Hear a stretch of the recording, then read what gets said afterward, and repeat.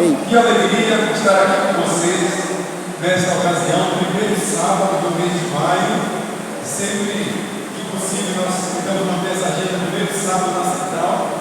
São 14 igrejas do distrito. A gente se divide aí durante o mês para tentar visitar todas as igrejas. E no primeiro sábado sempre estamos aqui na Central. Hoje vamos dar continuidade a um estudo muito importante. Estamos estudando as 28 crenças. As 28 crenças. No que creem os adventistas do sétimo dia. A igreja adventista do sétimo dia acredita em 6 doutrinas e 28 crenças. Estamos estudando a primeira doutrina, que chama-se a doutrina de Deus. A doutrina de Deus fala sobre a sua revelação, a sua palavra. Fala sobre a Trindade ou divindade, o Deus Pai, Filho e Espírito Santo. Essa é a doutrina de Deus. A nossa segunda crença é justamente sobre a Trindade. Sobre a Trindade. A Trindade é um mistério do amor infinito. Quando pensamos em Deus, muitas vezes, nós queremos entender um pouco de Deus, mas nossa mente é limitada. A própria palavra teologia, estudo de Deus, traz aparentes contradições, porque não é possível tornar Deus um objeto de estudo e conseguir entender tudo sobre ele, fazendo estudo exaustivo sobre Deus. Teologia é novos estudos. Então, teologia é uma tentativa de descobrir um pouco sobre Deus. Afinal de contas, Deus se dá a revelar, Ele permite deixar conhecer algumas coisas a respeito dele, principalmente o necessário para a nossa salvação. Esse é o propósito da revelação. A revelação não tem como objetivo tirar curiosidades, nem é o objetivo primordial revelar o futuro de alguém, mas é mostrar o caminho da salvação.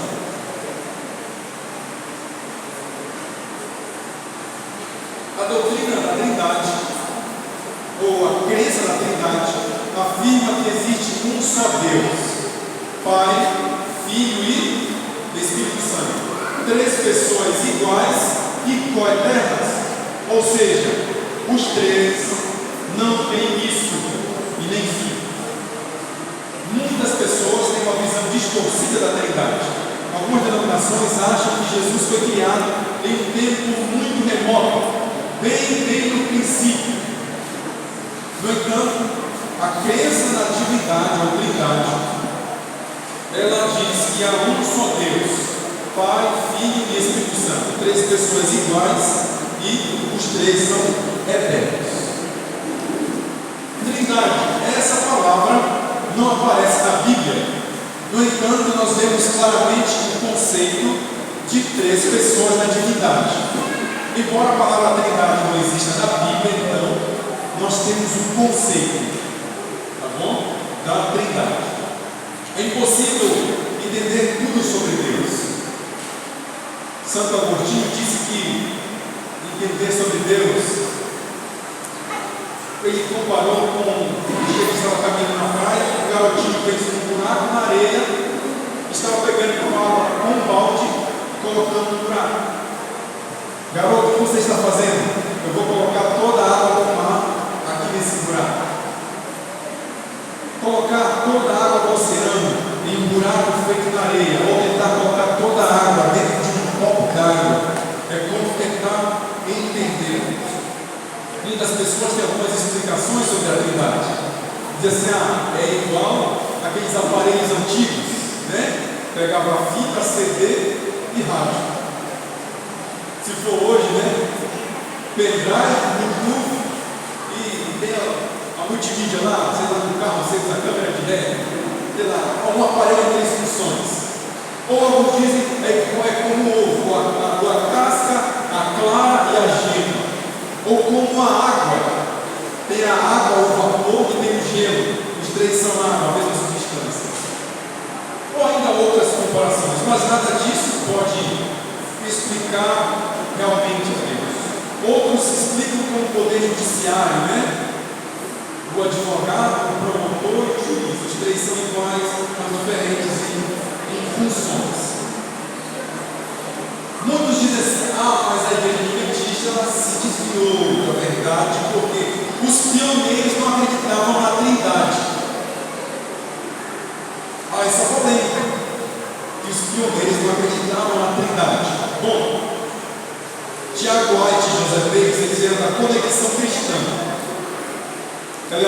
eu da igreja metodista. Eles não acreditavam na Trindade segundo os conceitos daquelas igrejas que eles tinham vindo. Porque as principais razões pelas quais eles não acreditavam no dogma que existia na época da Trindade era que, primeiro, dizia que Deus era sem corpo, sem partes e não tem sentimentos, não tem paixões. Deus não era entendido como um ser pessoal que pode se relacionar conosco. O segundo motivo era que os credos existentes na época não distinguiam as três pessoas da divindade e entravam em algumas heresias, como dizendo assim: é a mesma pessoa, mas uma hora ele é o Pai, uma hora ele se revela como Filho e uma hora como Espírito Santo, mas é a mesma pessoa. No entanto, a Bíblia diz que há um só Deus, mas esse Deus se revela em três pessoas. São três pessoas que fazem parte da divindade. Como eu falei para vocês que a palavra Trindade não tem na Bíblia, muitos teólogos eles preferem usar o termo divindade para se referir ao trio celestial, porque a palavra Trindade é usada por outras denominações que creem diferente do que nós cremos. Então muitos preferem usar a palavra divindade. No entanto, a Bíblia fala dessa triunidade em Deus em três pessoas. O fato histórico dos primórdios é que os pioneiros eles criam no conceito da Trindade bíblica. Eles não criam nos conceitos existentes na época. A igreja tinha muito discernimento, inclusive quando o Dr. Keller ele quis publicar um livro chamado The Living Temple, que defendia ideias panteístas. A ideia panteísta é que Deus está em todo lugar, em toda a natureza. Aí está naquela árvore, ele está em tal lugar, Deus está na natureza. Quando ele quis imprimir esse livro, embora houvesse polêmica, a editora da igreja, chamada Review and Herald, quando começou a imprimir a primeira página, ela sofreu de um incêndio. O incêndio queimou até o chão da editora e queimou até as chapas que seriam usadas para impressão.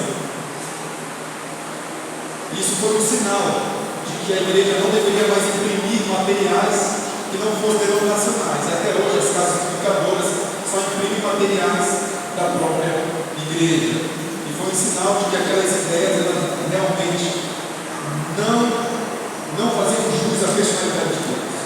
O Antigo Testamento ele traz muitas alusões à Trindade ou à divindade. Tá? Então você pode ler essa revista se você tiver interesse, está lá no acervo adventista, tem todas as revistas desde quando surgiu. Tá? Essa é agosto de 2011. Ela fala também sobre esse assunto dos pioneiros. Alusões do Antigo Testamento a respeito da. Aliás, na Bíblia, né? Troquei. Aqui no Novo Testamento. Alusões à Trindade, né?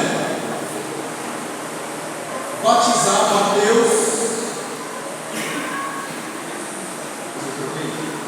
Mateus capítulo 3, 16, 17 diz assim: batizado Jesus, saiu logo da água, e eis que se abriram os céus, e viu o Espírito de Deus descendo como pomba, vindo sobre ele.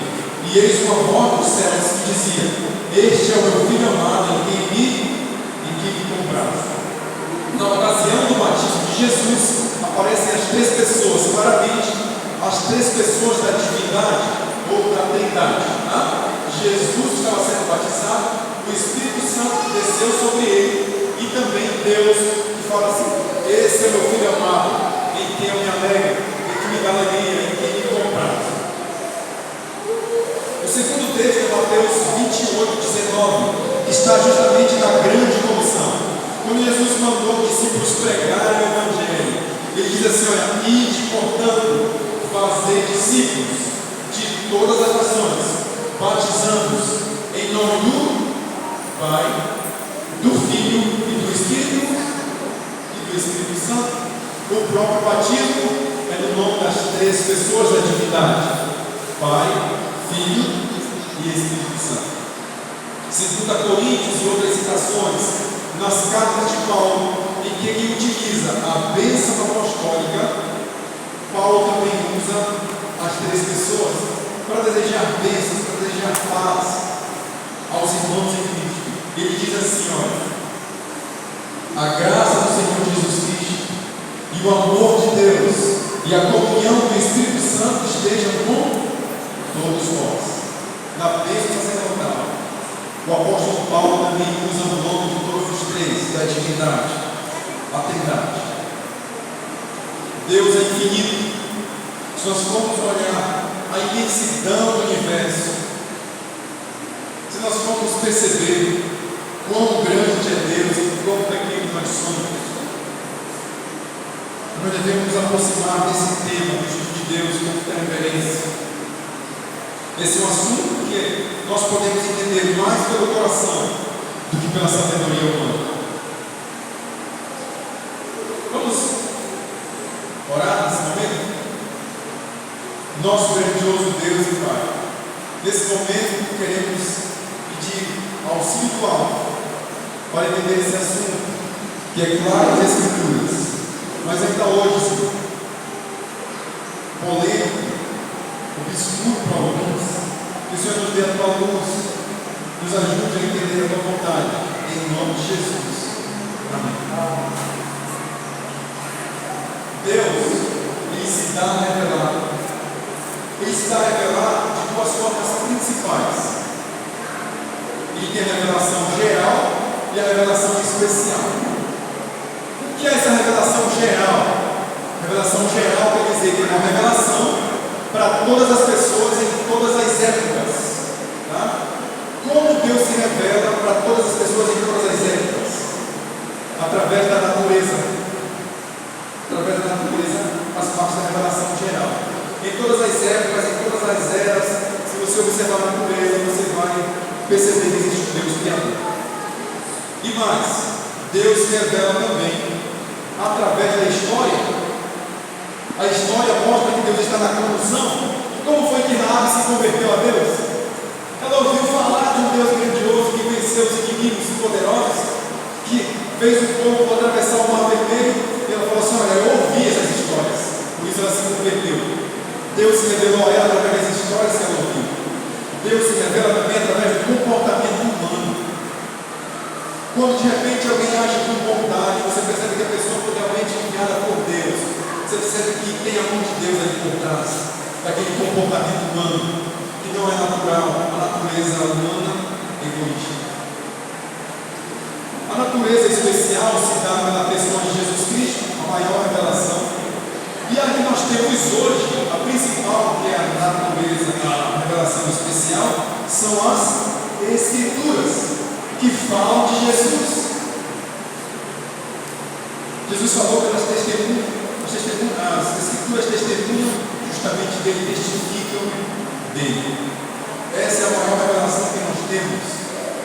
Quando alguém perguntar, você acredita em revelação? Acreditamos em revelação. A revelação é para a nossa salvação. Toda revelação que surgiu hoje, alguém teve um sonho, alguém disse que é assim, alguém teve uma nova luz, tem que passar no crivo da revelação das Escrituras. Toda nova, suposta nova luz, ela precisa passar pelo crivo das Escrituras. Ah, mas porque eu sonhei, eu fiquei impactado. Às vezes você comeu muito de dormir, você se viu. Deus pode querer falar alguma coisa, falando alguma coisa para você em sonho, quem sabe, né? Conheço pessoas que voltaram para a igreja porque sonharam, Deus falou de uma forma diferente. Mas a principal revelação é a Escritura, ela é o livro. Romanos 1:20, vamos abrir a Bíblia em Romanos, capítulo 1, verso 20. Que vai falar justamente da revelação geral. Romanos 1, capítulo 20.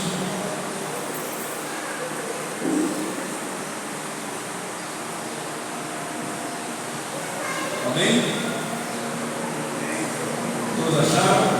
Vamos ler, diz assim: porque os atributos invisíveis de Deus, isto é, o seu eterno poder e a sua divindade, claramente se reconhecem desde a criação do mundo, sendo percebidos por quê? Por meio das coisas que Deus fez. Por isso, os seres humanos são indesculpáveis. Olha só o que esse texto diz: que através da natureza, a natureza, as coisas criadas, elas revelam, elas falam de um Deus. E diz que os seres humanos são indesculpáveis. Eles não têm desculpa para dizer assim: ah, eu não sabia que Deus não existia. Não há evidências que existe um Criador. Através da natureza, só através da natureza, sem ler a Bíblia, a pessoa consegue entender os atributos de Deus, consegue entender que existe um Deus poderoso, consegue entender que há um Deus divino, só através das coisas criadas. Deus ele permite se revelar através da natureza. Eu lembro que na faculdade eu li um livro: Não tenho fé suficiente para ser ateu. Um ateu garante que Deus existe, né? Antônio Fluke era ateu, se converteu. E o livro Não Tenho Fé Suficiente para Ser Ateu, que eu dei uma olhada essa semana, fala de alguns argumentos da existência de Deus. O primeiro argumento é o argumento cosmológico. Tudo que existe teve início. Mesmo que acreditemos que foi uma explosão, mas o que gerou essa explosão? O que explodir se não tivesse matéria pré-existente? O argumento cosmológico, ele aponta para um Criador. Ele aponta que o universo, o tempo, o espaço e a matéria teve um começo. E para ter um começo tem que ter uma causa. Tem alguém que teve um causador. Alguns dizem assim: é verdade, teve uma explosão, Deus disse assim: haja luz, e realmente explodiu tudo, o universo foi clareando quando eu disse haja luz. Eu não acredito que acontecesse uma explosão ali no meu carro e ele se virasse uma Ferrari. Mesmo com a matéria pré-existente, é preciso ter muita fé para não acreditar nele. Não tem fé suficiente para ser ateu. O segundo argumento é o argumento teleológico. O argumento teleológico aponta que tudo que existe teve um projetista. Tudo que existe teve um projetista. Teve alguém que desenhou. Olha quanta luta para construir essa igreja. E escolhe materiais, vai atrás de recursos e faz projetos. Tem que ter um projeto. Tudo que existe tem um projetista. Isso aponta para um projetista inteligente. Outro argumento que o autor usa nesse livro, Não Tenho Fé Suficiente para Ser Ateu, é o argumento da complexidade da vida. Se a gente focar só no DNA, a forma mais simples de vida, ela possui uma quantidade de informações equivalente a 1000 conjuntos da enciclopédia britânica. Se você pensar na complexidade dos olhos,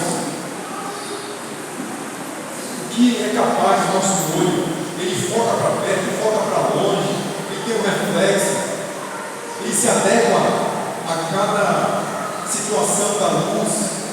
A complexidade do cérebro, aproximadamente 1,5 kg de massa cinzenta, que é mais potente que qualquer computador. A complexidade da vida, ela aponta que existe um Criador. O outro argumento é o argumento moral. Em todas as culturas, independentemente de ler a Bíblia, em todas as culturas, matar sem motivo é errado. Embora alguns achem motivos para matar, mas sem motivo é errado em toda a cultura. Sem ler a Bíblia, nós temos um senso moral. Não precisa ler a Bíblia, a Bíblia diz a natureza revela que existe um Criador. Nós temos um senso de moralidade. O que nos faz diferenciar entre as ações da Madre Teresa de Calcutá e de Hitler? Alguém não precisa ler a Bíblia Não precisa acreditar em Deus para acreditar que as obras de Teresa de Calcutá foram boas e as de Hitler foram más. Nós temos um senso moral. O último argumento é o argumento da consciência. O argumento da consciência. Todos nós temos uma consciência do certo e do errado. Todos nós somos capazes de amar, de agir, de decidir. Todos nós temos um consciência. Aliás, esse é o penúltimo argumento. E o outro é o argumento da racionalidade e simetria. Se o sol fosse mais longe, a gente morreria de frio. Se fosse mais perto, nós morreríamos queimados. Se a lua fosse mais longe, não teria pisado. Se fosse mais perto, inundaria todo o planeta. Embora com a natureza corrompida, deteriorada, tudo aponta que existe um Criador que projetou tudo do jeito certo, no ângulo certo, na distância certa. Esse Deus é poderoso. Nós temos milhões ou bilhões de galáxias. A nossa Via Láctea é apenas uma das galáxias. Nós somos como um grãozinho de areia, mas Ele olha para nós. Deus também tem nomes, atividades e atributos. Alguns nomes de Deus são Elohim. Elohim quer dizer o Deus Todo-Poderoso. O Deus Todo-Poderoso. Yahvé. No hebraico só existe consoante, né? Então no hebraico, tetragrama, tetra 24, né? Então as 4 letras eram YH, WH. No hebraico, Y é uma consoante que é equivalente ao nosso J, né? Por isso alguns dizem Yahvé, alguns dizem Javé, Jeová. O fato é que só tinha consoante. Então, o resto é variante, tá? Os escribas até escreviam com outra caneta o nome de Deus, de tão sagrado que eles consideravam o nome de Deus. E escreviam só com consoantes porque não achavam digno de pronunciar o nome de Deus. E o nome Yahvé, Jeová, Javé, fala da autoexistência, que Deus é eterno, Ele é a fonte da graça. O nome Adonai fala de um legislador soberano. Existem leis rígidas no universo. Eu aceito ou não. A lei da gravidade diz que se eu soltar esse microfone, ele vai cair. Se eu soltar esse passador de slides, ele vai cair. A lei da física diz que 2 corpos não podem ocupar o mesmo lugar no espaço. Se eu tentar ocupar o mesmo lugar dessa parede, eu vou sofrer as consequências. Por causa dessa lei, há muitos acidentes de trânsito domésticos, quando essas leis não são respeitadas ou por algum descuido, alguma negligência. Deus é criador, sustentador e redentor. A Bíblia fala isso sobre Deus. Deus tem atributos incomunicáveis e tem atributos comunicáveis. Os atributos incomunicáveis de Deus, Ele tem vida em si mesmo. Deus tem vida em si mesmo. E uma das coisas que ajudou muitos pioneiros a entender de uma vez por todas foi quando Ellen White escreveu o livro Desejado de Todas as Nações. Ela escreveu assim: em Cristo, a vida original, não derivada, não emprestada. Nele a vida original. Ele não recebeu a vida, ele não foi criado. Ele é eterno. Então Deus, Pai, Filho e Espírito Santo, eles têm vida em si mesmos. Segundo, ele tem vontade independente. O que Deus quer fazer, ele faz, independentemente da vontade do homem. Ele falou assim: Sansão, olha, manda lá, esse seu filho que vai nascer, o Sansão, ele vai ajudar, ele vai começar a livrar o povo das mãos dos filisteus. Sansão era nazireu, consagrado a Deus, não podia se desviar do caminho de Deus. Sansão errou e falhou. O fim dele poderia não ter sido aquele, mas na sua morte ele matou mais pessoas dos inimigos do que na sua vida. E Deus cumpriu o seu propósito de começar a livrar o povo de Israel dos filisteus através de Sansão, mesmo ele não tem seguido o plano de Deus para a vida dele. Então Deus ele tem vontade independente da vontade humana. Ele também é infinito. Nós somos finitos. Ele é infinito. Deus é onisciente. Ele sabe todas as coisas. Não tem nada que Deus não saiba. Aquilo que seu pai não sabe, Deus sabe. Aquilo que seu esposo não sabe, Deus sabe. Aquilo que sua esposa não sabe, Deus sabe. Aquilo que seu filho não sabe, Deus sabe. Ele sabe de todas as coisas. Ele conhece isso. Ele também é onipresente. Ele está em todo lugar. O salmista diz no Salmo 139: Senhor, para onde fugirei do teu espírito? Se eu subo ao céu, tu estás lá. Se eu desço no mais profundo abismo, tu também estás. Senhor, não importa, estás em todo lugar. Ele é onipresente. Esses são atributos incomunicáveis. Ele não pode me comunicar, ter vontade independente. Ele não pode me comunicar para que eu seja onisciente, onipresente, onipotente, infinito, poder de todas as coisas. Agora existem atributos comunicáveis. A Bíblia diz: Deus é amor. E a igreja tem que ser amor. Se a igreja é de Deus, aqui tem que ter amor. Se nós somos de Deus, nós temos que amar, porque Deus é amor. A Bíblia diz: aquele que não ama, não conhece a Deus, porque Deus é amor. 1 João 4,8 não diz que Deus tem amor, diz que Ele é amor. O outro atributo que Ele pode comunicar é a sua graça. Deus é graça, Deus é perdoador, Deus é rico em perdoar. Não podemos ser miseráveis em perdoar. Ah, mas esse irmão já é a segunda vez que ele faz isso. Deus é rico em perdoar. A gente quer imitar a segunda, a terceira vez. Ah não, a primeira passa, a segunda, mas a terceira não passa. Deus é graça. Ele é rico em perdoar. E Ele quer comunicar isso a nós. São atributos que Ele quer comunicar. Deus é justiça. Ele espera que nós também sejamos justos. Ele comunica a sua justiça, o seu senso de justiça a todos os seres humanos, e assim permite. Deus também é santo. Ele fala: sede santos porque eu sou santo. Sede santos porque eu sou santo.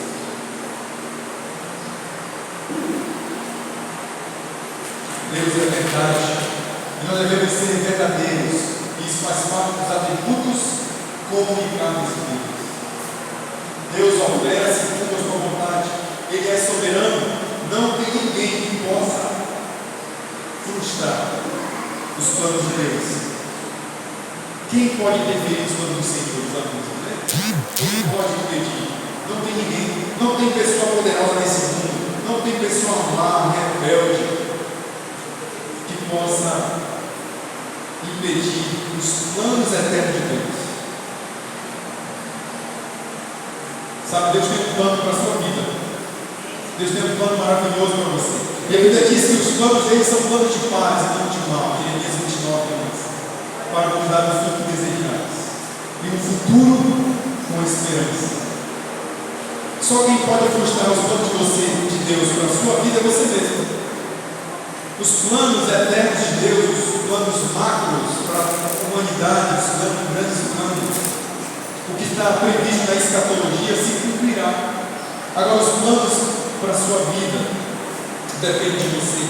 Deus é soberano. Ele é soberano absoluto, mas Ele respeita a liberdade humana. Assim como um historiador, ele estuda história mundial, história do Brasil, história da igreja, e não pode mudar a história que passou. Deus conhece o futuro, mas Ele não interfere na liberdade humana, nas decisões humanas. A salvação é inclusiva e não exclusiva. A Bíblia diz que Deus amou o mundo de tal maneira que deu o seu Filho, para que todo o que nele crê não pereça, mas tenha vida eterna. Ele morreu para salvar, para incluir. Deus é singular, mas também Ele é plural. Ele é um Deus em três pessoas iguais e coeternas. Deus é um só. Quando a Bíblia diz que Deus é o único, isso faz parte do texto principal dos judeus, a Shema. Está em Deuteronômio capítulo 6, no verso 4, diz assim: ouve, ó Israel, o Senhor, nosso Deus, é o único. A palavra único, existem dois termos na Bíblia para único, no hebraico, é Yahid e Echad. Yahid é único como único filho, único. E Echad é uma unidade, mas composta. Quando diz em Gênesis 2:24, os dois, homem e mulher, os dois tornaram uma só carne. Uma só carne. Quer dizer, uma só carne, mas são duas pessoas. Uma unidade composta. Echad é uma unidade composta. Deus queria vacinar os judeus e o seu povo contra o politeísmo que existia nas nações vizinhas. Mas também, Ele é um Deus triuno, Ele é singular, mas também é plural. E a Bíblia mostra muito bem isso. Gênesis 1:6 diz assim: olha, façamos o homem a nossa imagem, conforme a nossa semelhança. Como é que Deus vai dizer para si mesmo: façamos? Gênesis 3:22. Depois do pecado, ele diz assim: eis que o homem se tornou como um de nós. Gênesis 11:7, na base da Torre de Babel, Deus diz: vinde, ou venham, uma linguagem mais atual, venham, desçamos e confundamos ali a sua linguagem. Isaías 6:8, quando Isaías tem a visão, e aí Deus vai caminhar para a missão. O Senhor, a voz do Senhor que dizia: a quem enviarei? E quem há de ir por nós? Está muito claro que Deus é um. E diz assim: a quem eu enviarei? Quem é de ir por nós? A Trindade é quem envia. É necessário que Deus seja mais de um. Porque Deus é amor, e para amar precisa ter alguém para amar, e só Deus é eterno. Então a divindade mesmo, ela já exerce amor uns pelos outros entre as pessoas da divindade. Quando a terra não existia, quando nada existia, Ele já é amor. Quem governaria o mundo quando Cristo estivesse na cruz? Achei interessante essa colocação que diz no livro Razões para Crer. É um novo livro da CPB que fala das 28 crenças de forma mais resumida. Ou onde estaria Deus quando Cristo estava no mundo? Se Deus fosse apenas uma pessoa. Jesus mesmo, Ele falou: Deus meu, por que me desamparaste? Eles tinham uma relação de amor, eles têm uma relação de amor dele, eternidade, porque Deus é amor. O maior sinal, a maior demonstração de amor foi o alcoolismo de Jesus na cruz.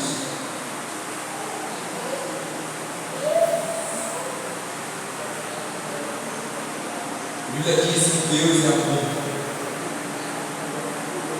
Muitas vezes nós falamos eu te amo. Essa palavra muitas vezes é banalizada. E muitas vezes o nosso amor, ele é um amor condicional. Muitas vezes esse amor é até onde me interessa. Ou esse amor muitas vezes não é demonstrado. Quando a Bíblia fala que Deus amou, Deus amou o mundo de tal maneira. Aí fala que Ele fez alguma coisa. Ele deu seu filho. Ele deu seu filho. Esse ato foi o maior ato de amor, o maior altruísmo. O altruísmo é o contrário de egoísmo. O egoísmo é pensar só em si, é se colocar no centro, é colocar as minhas necessidades em primeiro lugar. O altruísmo vai dizer assim: eu vou me atrasar, mas eu vou ajudar essa pessoa. Pode fazer falta para mim, mas eu vou ajudar. O altruísmo vai dizer assim: eu não sou a prioridade. O altruísmo vai se entregar. O altruísmo é pensar no outro. O universo testemunhou do amor da divindade. Esse Deus é amor. Esse Deus ama você. Esse Deus que é o melhor para você. Esse Deus que é o melhor para a sua vida. Esse Deus está aqui. Esse Deus conhece o seu coração. Ele conhece as suas lutas. Esse Deus sabe de todas as coisas. Esse Deus sabe do que você está passando. Esse Deus sabe do que você precisa. Ele sonda o seu coração. Que nesse momento você diga: Senhor, você conhece o meu coração. Ele sabe de tudo. Você conhece o meu coração. Vê se há alguma coisa que precisa ser arrancada do meu coração, para que eu possa ter os atributos comunicados da divindade, para que eu possa refletir esse Deus de amor. Essa é uma verdade da Trindade, não só que nós precisamos aceitar, mas é que nós precisamos também imitar aquilo que é possível. Receber esses atributos comunicados e também ser amor, e também ser justo, também ser verdadeiros. Que Deus abençoe você. Quero cantar uma música com a Débora, minha esposa que fala assim: que Deus conhece o meu coração e sabe os meus pensamentos.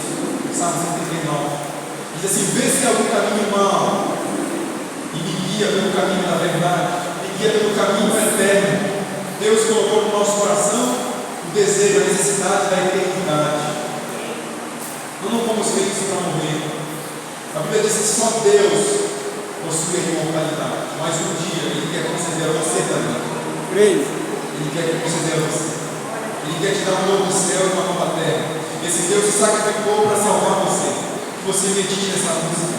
E se há alguma coisa no seu coração, no seu caminho precisa ser corrigido, você diga: Senhor, se há algum caminho mau, me guia pelo caminho da eternidade. Gostaria de orar por você, para que você aceite essa verdade na sua vida, para que você confirme essa verdade na sua vida. Você que um dia aceitou essa verdade, para que você viva essa verdade, que Deus deseja que você seja a vontade dentro da sua vida, e endireite em seu coração as suas veredas. Vamos orar. Nosso grandioso Deus, amado Pai, muito obrigado, Senhor, porque o Senhor é um Deus que se revela o conhecimento essencial para a nossa salvação, revela aquilo que o ser humano precisa saber para ganhar a vida eterna. O Senhor colocou no nosso coração a inconformidade com a brevidade e a finitude da vida, e colocou o desejo da eternidade. Se há alguma coisa que o Senhor precisa sondar, o Senhor é aquele que conhece todas as coisas, que conhece o nosso coração. Se há algo que o Senhor precisa sondar e endireitar nossas veredas, corrigir a nossa rota, nos ajuda e nos fortaleça para isso. Que o Senhor seja a nossa força. Senhor, obrigado porque toda a divindade, toda a trindade está envolvida na nossa salvação, está interessada na salvação do ser humano. Que possamos a cada dia permitir a sua ação em nossa vida, em nome de Jesus. Amém. Que Deus o abençoe. Dê um sábado na sua presença. Eu vou despedir-vos a saída.